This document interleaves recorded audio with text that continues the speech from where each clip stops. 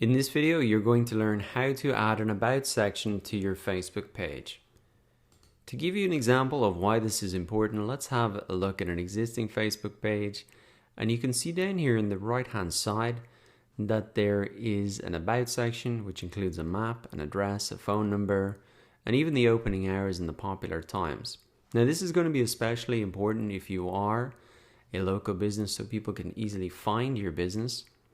And if you want to add this, then come back to your Facebook page, click on the About section in the left hand sidebar, and you're going to see the option to add in this information here.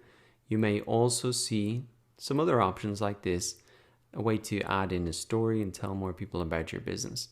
Now Facebook are always adding little features like this in, so if it appears slightly differently when you see it, don't worry. Now you can see here that you can edit the phone number, email, website. You can even add some other information there as well if you want. And if you're not seeing that option to add a location, you can just click on the three dots here and you can come down to edit page info. And then you will see the option to add the phone number, website, select or deselect if this place has an address, and if so, you can just add it in. And you can even add in any opening hours here, so that really appears like we saw in the example. So that's the same information there, but really just scrolls down.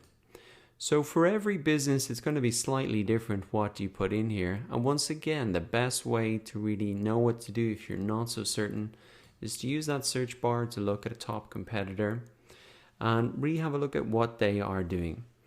But it is another piece of prime real estate on your Facebook page, and it can really help drive traffic or sales because it's telling your customers exactly where to go. So once again, to set this up, come down into the left sidebar, click in the About section, and if you need to, click on the three dots here and edit your page info.